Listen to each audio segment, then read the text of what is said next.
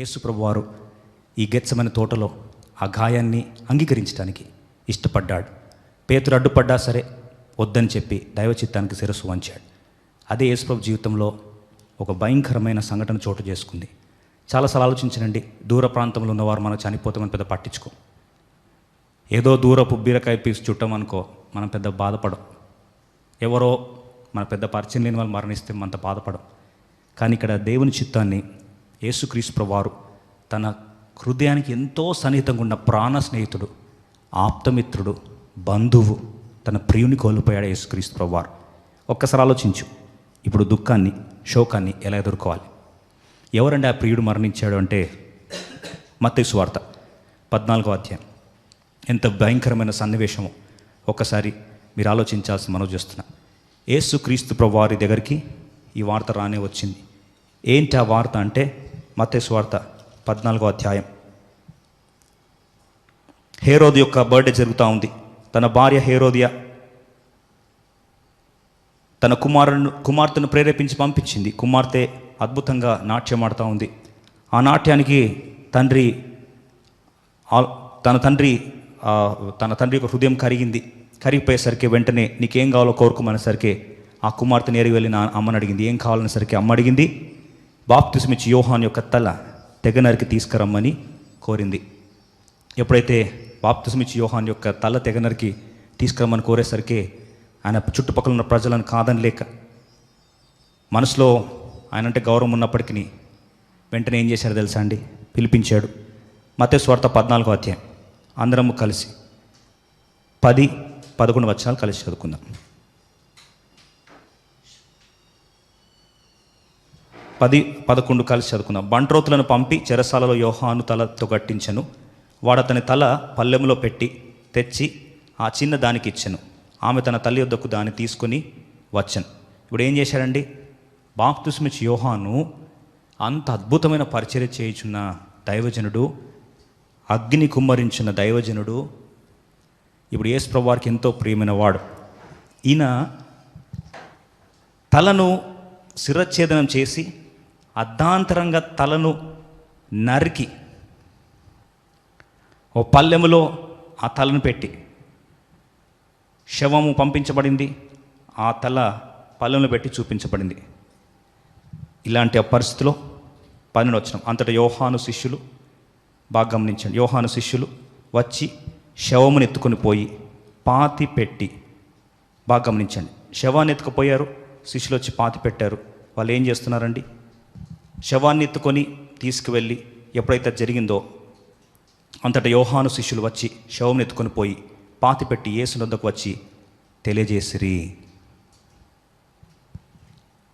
ఇలాంటి వార్త యేసు ప్రభువారు వింటే ఎలా, యేసు ప్రభువారి ప్రాంతంలో నువ్వు నేను ఉంటే ఎలా ఉండొచ్చు ఆలోచించండి. Just think for a while. యేసు ప్రభువారి ప్రాంతంలో నువ్వు నేనున్నా, మనం ప్రేమించిన వ్యక్తి హఠాత్ మరణం, భయంకరమైన మరణం, తట్టుకోలేని మరణం. మీరు అనొచ్చు, యేసు ప్రభుకి యోహాను మరణిస్తే హౌ డస్ ఇట్ మ్యాటర్ అని. ఎంత గాయపరచబడ్డాడో యేసు ప్రభువారు చూడండి. మత్తయి సువార్త 14వ అధ్యాయం 13వ వచనం. ఈ వార్త యేసు ప్రభువారి దుర్వార్త వచ్చింది. వార్త వచ్చేసరికి యేసు ఆ సంగతి విని దోణి ఎక్కి అక్కడి నుండి అరణ్య ప్రదేశంలోకి ఏకాంతముగా వెళ్ళిపోయాను. ఈ శోకాన్ని దిగమింగడానికి ఒంటరిగా అరణ్యంలోకి వెళ్ళిపోయాడు.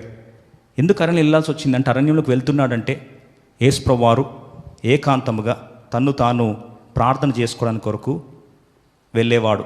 బాగా ఆలోచించండి, ప్రార్థన చేసుకున్నప్పుడు తండ్రితో కలిపి తను ఎందుకొరకు ఇలా జరిగింది ఇవన్నీ ఆలోచించడానికి కొరకు ఏకాంతంగా వెళ్ళిపోయాడు. మీరు బాగా ఆలోచించండి, ఎంత ప్రియమైన వాడు బాప్తిస్మిచ్చి యోహాను యేసు ప్రభు కంటే. ఫ్రెండ్షిప్ అనేది బాగా గమనించండి. రక్తబంధంతో అన్న ఫ్రెండ్షిప్ ఉంటుంది. రెండోది సోల్ కనెక్షన్ అంటారు, సోల్ మేట్స్ అంటారు కదా, విన్నారు కదా మాట. మనసు కలిసిపోతాయి వాళ్ళది. మూడోది ఆత్మలో కలిసిపోతారు కొంతమంది. యేసు ప్రభుకి ఈయనతో ఎట్లాంటి బంధం ఉందో తెలుసా అండి? మొదటిగా భౌతికంగా తన యొక్క కజిన్ మరియా ఎలిజబెత్ వారు వాస్తవంగా అక్క చెల్లెల బంధం, కజిన్స్. ఇలాంటి పరిస్థితుల్లో యేసు ప్రభు వారికి ఈయన ఏమవుతాడంటే కజిన్ బ్రదర్ అవుతాడు. 6 నెలలు పెద్దవాడు. ఎవరు? బాప్తిస్మిచ్చి యోహాన్. మొదటిగా ఫిజికల్ బంధం ఉంది. రెండోది చూస్తే వారి ప్రాణాలు ఎంత మమేకమైపోయాయంటే, బాగా గమనించండి, పుట్టిన తర్వాత ప్రాణాలు కలుసుకోవడం ఒకటైతే, మనం చాలా సంవత్సరాల తర్వాత సోల్స్ కలుస్తాయి. కానీ ఇక్కడ గమనిస్తే యేసుప్రభు వారు ఇంకా అప్పుడే గర్భము ధరించిన మరియ, ఎప్పుడైతే 6 నెలలు గర్భము ధరించబడిన ఈ యొక్క ఎలిజబెత్ ఇద్దరు వచ్చారో, లూకాసు వార్త 1వ అధ్యాయం 44 వచనం చదువుదాం. Luke's gospel chapter 1 verse 44. లూకాసు వార్త 1:44. ఇదిగో నీ శుభవచనము నా చెవిన పడగానే నా గర్భంలోని శిశువు ఆనందంతో గంతులు వేశాను. బాగా వినండి, గర్భంలో ఉన్న శిష్యుడుగా ఉన్నప్పుడే యేసు ప్రభుతో మమేకమైపోయిన పిచ్చి ఆ ప్రేమ బంధంలో the spirit connect, soul connect కూడా ఉంది వీళ్ళిద్దరికి. ఫిజికల్ కనెక్షన్ ఉంది, సోల్ కనెక్షన్ ఉంది. ఇది సరిపోదన్నట్లు ఆయన పరిచర్య స్టార్ట్ చేసినప్పటి నుంచి వయసులో పెద్దోడైనా సరే ఎప్పుడు కూడా యోహాను యేసు ప్రభు పరిచర్య కొరకు ముందు ఒక బూరగా, ఒక మెసెంజర్గా తను తగ్గించుకొని నేను తగ్గవలను, ప్రభు హెచ్చవలనని చెప్పి చివరికి చూసినట్లయితే యోహాను సువార్త కూడా అదే 27వ వచనం చూస్తాం. John's gospel chapter 1 verse 27. John's gospel chapter 1 verse 27. ఇప్పుడు ఏమంటున్నాడు చూడండి, యేసు ప్రభు వారు, మీరు ఆయన ఎరుగరు, ఆయన చెప్పుల వారును విప్పుటకైనను నేను యోగ్యుని కానని బాప్తిస్మిచ్చి యోహాను యేసు ప్రభు వారి గురించి సాక్ష్యం ఇస్తూ వచ్చాడు. అంటే ఒక్కసారి ఆలోచించండి, ఇంత భయంకరమైన పరిస్థితిలో తన్ను తాను వయసులో పెద్దవాడైనా తగ్గించుకొని యేసు ప్రభు వారి కొరకు ఒక మార్గమును సరళం చేసేవాడిగా, బూరగా, నేను ఆయన చెప్పుల వారు విప్పడానికి యోగ్యుని కాదు, నేను తగ్గాలి ఆయన హెచ్చాలి అని ఇంతగా తగ్గించుకున్న వ్యక్తి అంటే యేసు ప్రభు వారికి ఎంత పిచ్చి ప్రేమ ఉంటుంది. పరిచర్యలో ఆలోచించండి, ఎవరైనా తగ్గించుకొని చేస్తే వాళ్ళంటే పిచ్చి ప్రేమ వచ్చేస్తుంది ఆటోమేటిక్గా. ఎవరి కొరకు చేస్తున్నా ఇదంతా? యేసు ప్రభు కొరకు చేస్తున్నాం. మరి యేసు ప్రభు ఎంత పిచ్చిగా ప్రేమించిండొచ్చండి. ఆలోచించండి, ప్రాణాత్మ దేహరీతిగా పిచ్చి ప్రేమ. యోహాన్ అంటే అంత సమీపస్థుడు, ప్రాణాలు మమేకమైపోయాయి, భౌతికంగా బంధం ఉంది, ఆత్మీయంగా కూడా బంధము తారాస్థాయికి వెళ్ళిపోయింది. ఇలాంటి వ్యక్తిని ఆలోచించండి, దుర్మార్గంగా, కర్కశంగా, అతి కిరాతకంగా చనిపోయాడు. మరి ఇది దైవం ఎందుకు ఇలా అనుమతించింది? బాగా ఆలోచించండి ప్రియ సోదరి సోదరుడా. ఈరోజు ఈ దినాల్లో చాలామంది అడుగుతున్న ప్రశ్నలు అంటే, ఏ చావన్నా పర్లేదు కదా, కొన్ని రోజులు ఆగిన తర్వాత మరణిస్తే బాగుంది కదా, ఇలాంటి పరిస్థితుల్లో ఎందుకు అనుమతించాలి? మరి యేసు ప్రభు ఎందుకు ఇలాంటి భయంకరమైన మరణము తన సొంత ప్రియునికి ఎందుకు తండ్రి అయిన దేవుడు అనుమతించాలి? బాగా ఆలోచించి ప్రియ సోదరి సోదరుడా. సొంత యేసు ప్రభుకి ఇలాంటి పరిస్థితి వస్తే ఎందుకు దేవుడు అనుమతిస్తున్నాడు? ఇలాంటి తన ప్రియుల మరణాన్ని ఎందుకు ఈ విధంగా అనుమతిస్తున్నాడు? ఆలోచించండి. చూడండి, ఇంత ఘోర మరణం, దుర్మరణం అంటాం కదా, దుర్మరణం ఎందుకు అప్పగించాలి? అది ఎవరి చేతిలో అండి? అది ఎవరి చేతిలో? హేరోదియా చేతిలోనా? ఎవరైనా యేసు ప్రభు వారికి ఈయన ఎవరు? బాప్తిస్మిచ్చి యోహాను ఎవరు? మనందరికీ బాగా పరిచయం. బాప్తిస్మిచ్చి యోహాను మత్తయి సువార్త 11:11 చూస్తే, స్త్రీ కనిన నరులందరిలో అతి ప్రియమైన వాడు, శ్రేష్టమైన వాడు. మాథ్యూ 11:11.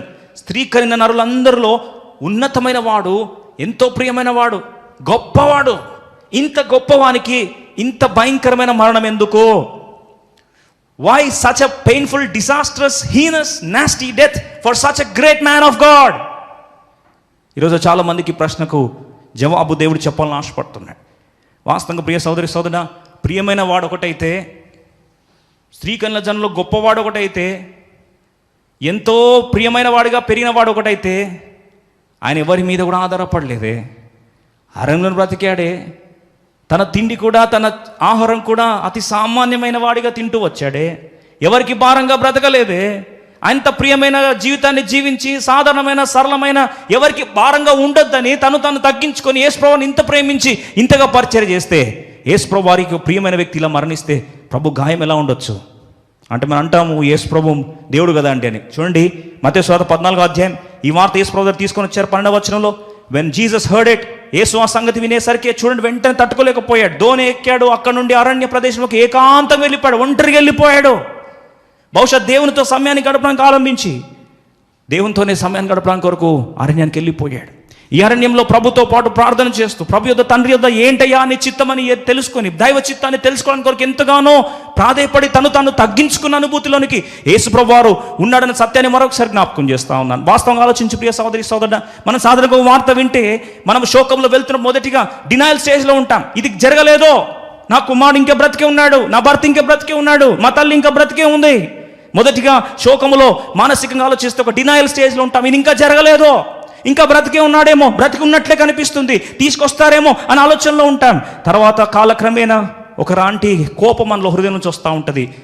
వ్యవస్థ మీద కోపం, వైద్యుల మీద కోపం, మందులు దొరకలేని కోపం, చివరికి ఆ కోపము వెళ్ళగక్కడానికి కొరకు ఎవరు దొరకకపోయేసరికి దేవుని మీద ఆ కోపాన్ని వెళ్ళగక్కడానికి ప్రయత్నిస్తాం. ఇవన్నీ కోపం అయిపోయిన తర్వాత యాంగర్ స్టేజ్ దాటిన తర్వాత బార్గెనింగ్ స్టార్ట్ అవుతుంది.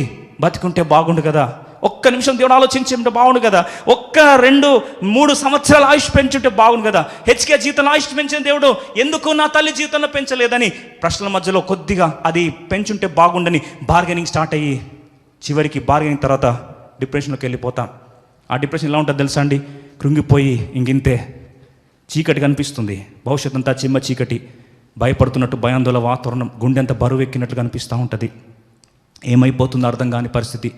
ఇంకా అందరు చనిపోతారేమో, ఇంతే పరిస్థితి ఏమో, భవిష్యత్ అంతా చిమ్మకి చీకటేమో, నిరీక్షణ కోల్పోయినట్టు అనిపిస్తుంది, లోన్లీనెస్ అనిపిస్తూ ఉంటుంది, శూన్య భావన, వెక్కిరి చూపులు చూస్తూ ఉంటుంది. ఇవన్నీ ఒక ఎత్తు అయితే, భవిష్యత్ అంతా చిమ్మ చీకటి అనిపించేటట్టు ఒక ఎత్తు అయితే, కొన్నిసార్లు విలువలేనిలాగా ఓడిపోయిన వాడిగా, ఓడిపోయాను, సిస్టమ్ అంతా ఓడిపోయింది, నన్ను ఓడగొట్టాడు దేవుడు అని చాలాసార్లు బాధ అనిపిస్తూ ఉంటుంది.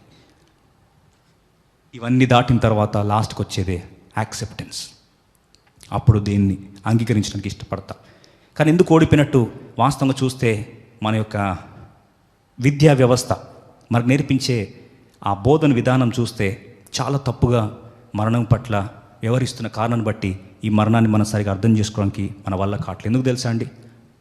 ఎందుకంటే బాగా అర్థం చేసుకోండి, మరణం వచ్చేసరికి వెంటనే అందరూ ఏమంటారు తెలుసా అండి? మరణం ముందు ఓడిపోయాడు అంటారు. ఒక మాట చెప్పాలని ఆశపడుతున్నాను, మరణం దగ్గర గెలుపులు ఓటమి ఉండవండి. మరణం ముందు గెలుపు ఓటములని చాలాసార్లు అంటారు. అలా మరణించాడంటే ఏదో తప్పు చేశాడు కాబట్టి అనుమతించాడు దేవుడు అని చాలాసార్లు తెలియక మాట్లాడతారు. Dear brother and sister, you need understand what is death. Death is amoral. Amoral అంటే మరణం దగ్గర విజయం కానీ ఓటములు కానీ మంచి చెడ్డ కానీ శిక్ష కానీ ప్రేమ కానీ ఏవి ఉండవండి. ఎందుకు తెలుసా? అందుకొరకే మరణము ఈ భూలోకంలో జన్మించిన ప్రతి వ్యక్తి, భూమి అంట పలకరిస్తూ ఆహ్వానిస్తూ ఉంటుందంట, please welcome to earth, here death rate is 100%.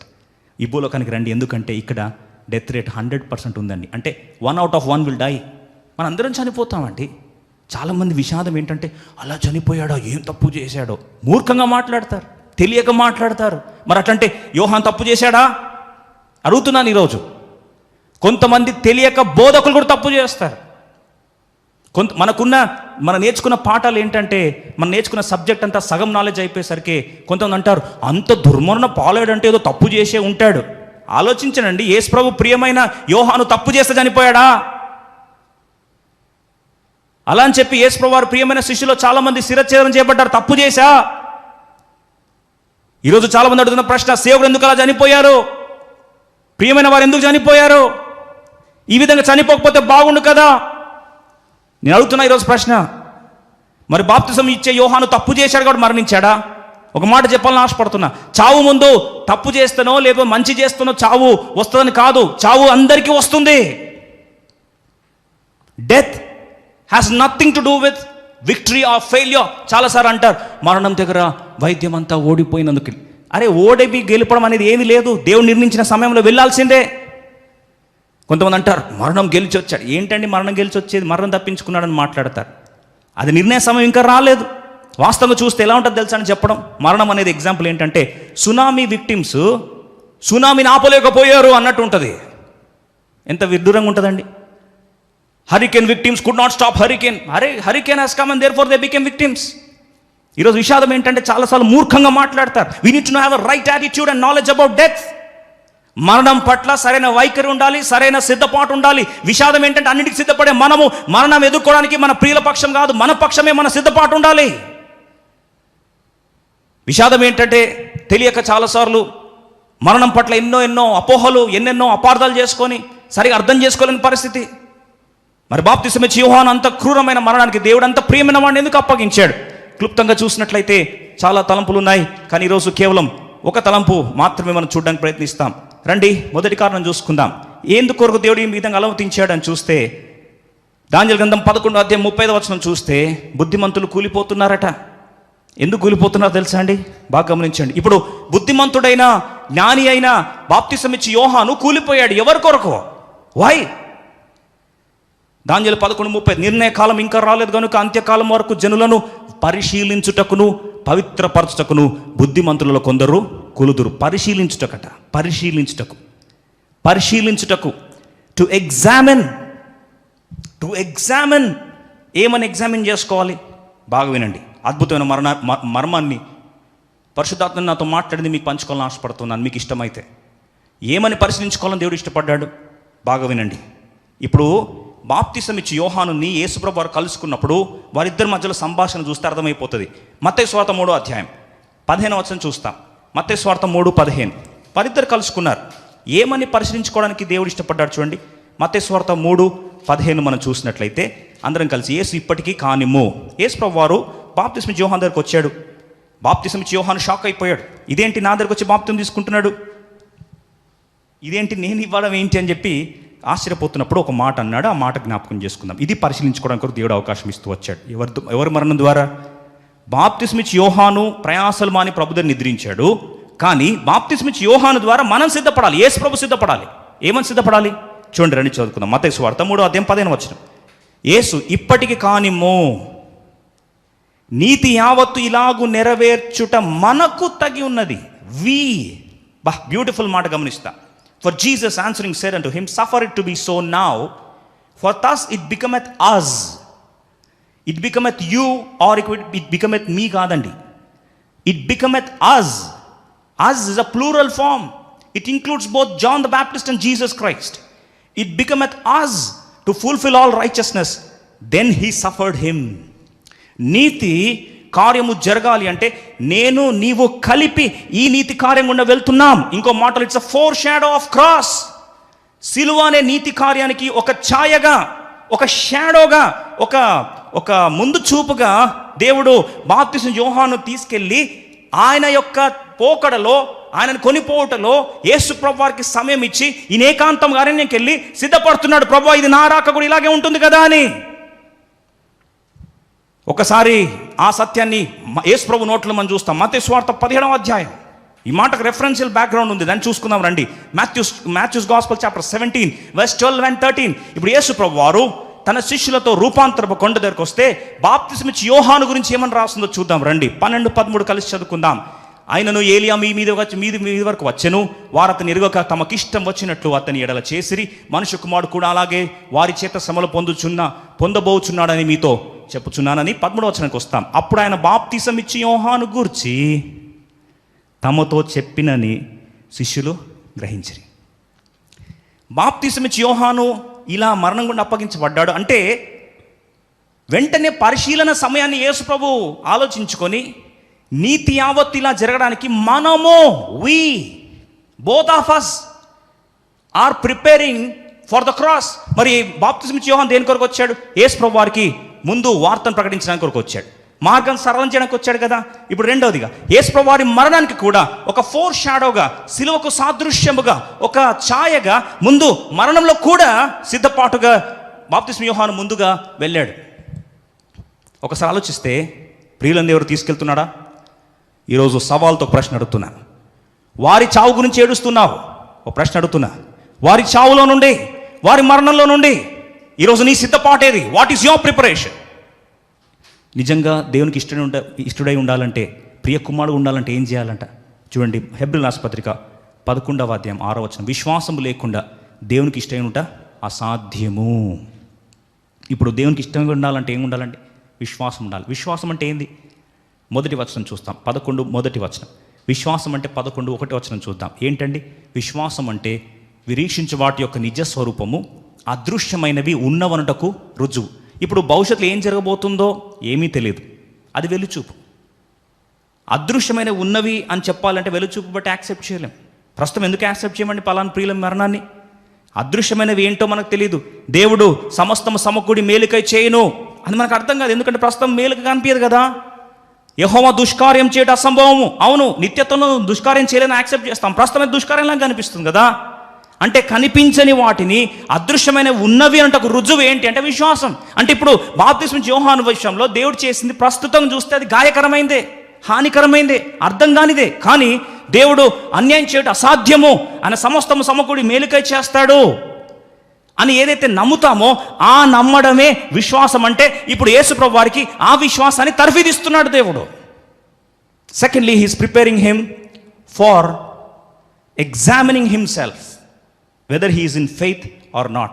అందుకొరకు నిజమైన విశ్వాసం అంటే మనం పడుతున్న శ్రమల ద్వారా ఏమి పడుతున్నామో చూడం, కానీ పడిన తర్వాత వచ్చే ఆ యొక్క బహుమానం చూస్తాం. అందుకని హెబ్రీ రాసిన పత్రిక 11వ అధ్యాయం, హెబ్రీ రాసిన పత్రిక 12వ అధ్యాయం 2వ వచనం, యేసు ప్రభువు ఎందుకు శ్రమలు అనుభవించాడు? ఈరోజు మనకు మోటివేషన్ ఏంటండి? నేను గాయపరచబడుతున్నా, అవమానం గుండా వెళ్తున్నా, అనారోగ్యం గుండా వెళ్తున్నా, శ్రమల గుండా వెళ్తున్నా, నాకున్న ధైర్యం ఏంటి? యేసు ప్రభు బిడ్డగా నేను బాధపడుతున్నాను అనేదా? ఒకసారి ఆలోచిద్దాం. 12వ అధ్యాయం 2వ వచనం చూస్తాం. మనము కూడా ప్రతి భారము సులువుగా చిక్కులు పెట్టు పాపమును విడిచిపెట్టి విశ్వాసను కర్తయు కొనసాగించువాడని యేసు వైపు చూచుచు మన ఎదుట ఉంచబడిన పందెములో ఓపికతో పరిగెత్తుదాము. ఆయన తన ఎదుట ఉంచబడిన ఆనందము కొరకై అవమానం నిర్లక్ష్యపెట్టి, బాగా వినండి, అవమానం నిర్లక్ష్యపెట్టి సిలువను సహించి, ఎందుకు సహించాడండి? ఆయన ఎదుట తన ఎదుట ఉంచబడిన ఆనందము కొరకు. భవిష్యత్తులో దేవుడు ఆనందం ఇవ్వబోతున్నాడు, నిత్యమైన మహిమ ఇవ్వబోతున్నాడు అన్నప్పుడు ఈ శ్రమ ఎన్నదగింది కాదు. నిత్యత్వంలో ఆనందం దొరకబోతుంది అన్నప్పుడు ఈ సిలువ ఇష్టపూర్వకంగా సహిస్తాం, బాధను ఇష్టపూర్వకంగా సహిస్తాం. భవిష్యత్తులో పునరుద్ధానం ఉంది అని నమ్మినప్పుడు ఈ మరణము గాయాన్ని ఖచ్చితంగా గాయం ఉన్నప్పటికీ అంగీకరించడానికి ఇష్టపడతాం. ప్రియ సోదరి సోదరుడా, ఈరోజు we're concern about the process but we're not concern about the product. We're concern about the process but we're not concern about the results. దేవుడు బహుమానం ఇవ్వబోతున్నాడు సత్యాన్ని చాలాసార్లు మనము మర్చిపోతాం. ఆఖరిగా 3వ మాట, ఎందుకొరకు దేవుడు బాప్తిస్మ యోహాను తీసుకుపోయాడు అంటే మత్తయి సువార్త 14వ అధ్యాయం, తన శోకాన్ని ఎలా సిద్ధపడ్డాడు, ఎలా అంగీకరించాడో ఈ మాట చూసి ముగించేస్తాం. మత్తయి సువార్త 14వ అధ్యాయం అందరం కలిసి 13, 14 వచనం కలిసి చదువుకుందాం. చాలాసార్లు ప్రియ సోదరి సోదరుడు గాయం గుండా వెళ్తున్నావా? ఈరోజు బాధ గుండా వెళ్తున్నావా? ఎందుకు ఇలా జరుగుతుందని దైవ చిత్తము నీ చిత్తము రెండు భిన్నంగా ఉండి ఆ దైవ చిత్తాన్ని అంగీకరించిన పరిస్థితిలో బాధలో శోకంలో ఉన్నావా? ఒక శుభవార్త చెప్పాలని ఆశపడుతున్నా. ఇప్పుడు బలమైన పరిచర్య కొరకు యేసు ప్రభువును సిద్ధపరుస్తున్నాడు దేవుడి మరణం ద్వారా. 13th and 14th verse. యేసు ఆ సంగతి మీ ధోని ఎక్కి అక్కడి నుండి అరణ్య ప్రదేశం ఏకాంతంగా వెళ్ళాను. ఒంటరికి వెళ్ళిపోయాడు శోకాన్ని దిగమింగాలని ప్రయత్నిస్తే. జన సమూహములు ఆ సంగతి విని పట్టణంలో నుండి కాలి నడుకన ఆయన వెంట వెళ్ళిరి. ఆయన వచ్చి ఆ గొప్ప సమూహంను చూచి వారి మీద కనికరపడి వారిలో రోగులైన వారిని స్వస్థపరిచింది. గొప్ప సమూహం చూచి వారి మీద ఏం చేశాడండి? కనికరపడ్డాడు. ఆదరణ పొందిన దేవుడు ఎట్టి ఆదరణ పొందాడో అదే ఆదరణ ద్వారా ఇతరులను ఏం చేస్తున్నాడు? ఆదరిస్తున్నాడు. 2 కొరింథీ 1:3-4 వచనం రాస్తుంది. మనం ఎట్టి ఆదరణ మనం పొందామో, సమస్త ఆదరణకర్తయగు తండ్రిని అనుభవిస్తే అదే ఆదరణ పొందిన మనం ఇతరులను ఏం చేస్తాం? ఆదరిస్తాం. ఈరోజు ఒక మాట చెప్పి నేను ముగించేస్తాను. ప్రియ సోదరి సోదరా, ఈరోజు నీ కుటుంబం గాయంగా వెళ్తుందా? Let me tell you once again as a man of God, if you are going through pain, if you are going through not able to accept God's plan, if it is a bitter experience, if you have lost a loved ones, నీ ప్రియమైన వారిని కోల్పోయి ఉంటే, ఈరోజు బాప్తిస్మ యోహాను ప్రియమైన వారిని యేసు ప్రభువు కోల్పోయిన పిమ్మట యేసు ప్రభువు ఉన్నతమైన పరిచర్య కొరకు, ఆదరణ పరిచర్య కొరకు, కనికరింపబడే పరిచర్య కొరకు యేసు ప్రభువుని ఆ గాయము సిద్ధపరిచింది. ఈరోజు ఏదైనా సరే ఉద్యోగం కోల్పోయావా? బాధలు ఉన్నావా? దైవ చిత్తాన్ని నీ చిత్తము రెండు కొట్టుకున్నప్పుడు ఏంది ఇలా అయిపోయిందని బాధపడుతున్నావా? ఈరోజు ఆదరించాలని దేవుడు జ్ఞాపకం చేస్తున్నాడు. ఒక నూతన శకం, ఒక నూతన పరిచర్య కొరకు యేసు ప్రభువుని సిద్ధపరిచాడు తండ్రిని దేవుడు ఆ గాయాన్ని అనుమతించి. దావీదు బత్షెబా కనిన మొదటి కుమారుడు మరణించాడు. ఆ బిడ్డ చనిపోతే తట్టుకోలేక చనిపోక ముందు దాకా ఏడ్చి కాపాడయ్యా కాపాడయ్యా కాపాడంటే చివరికి దేవుని చిత్తం తీసుకుపోవాలని ఆశపడితే ఆ వార్తను చెప్పడానికి భయపడుతూ వచ్చారు. లాస్ట్కి చెప్తే ఏమవుతుందో, సూసైడ్ చేసుకుని చనిపోతాడేమో అనుకొని లాస్ట్కి వచ్చి అయ్యా కుమారుడు చనిపోయాడని చెప్పేసరికి 2వ సమూయేలు గ్రంథం ముగించుకుందాం. 12వ అధ్యాయం 20-21 వచనాలు చదువుకుందాం. 2 Samuel chapter 12 verse 20-21, 20-21. 2వ సమూయేలు 12వ అధ్యాయం 20-21 వచనాలు కలిసి చదువుకుందాం. ఏం చేస్తున్నాడు చూడండి. ఈ దైవజనుడైన దావీదు 2వ సమూయేలు గ్రంథం 12వ అధ్యాయం 20-21 వచనాలు. అప్పుడు దావీదు నేల నుండి లేచి స్నానము చేసి తైలం పూసుకొని వేరు వస్త్రం ధరించి యెహోవా మందిరంలో ప్రవేశించి మ్రొక్కి, చూడండి, ఆరాధన. దేవుని చిత్తాన్ని అంగీకరించాము అంటే ఆరాధించగలగాలి. అయ్యా, నీ చిత్తం నాకు తల వంచుతున్నానయ్యా.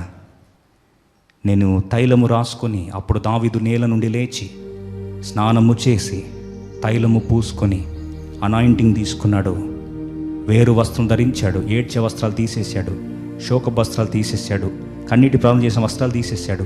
ఇప్పుడు ఆరాధిస్తున్నాడు.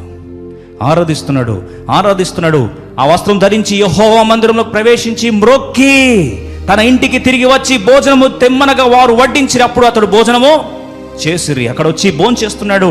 దుఃఖమంతటి శోకం దిగమింగాడు. వాళ్ళు వచ్చయ్యా, ఏంట ఇలా చేసావు అనేసరికి 21 అందరం కలిసి చదువుకుందాం.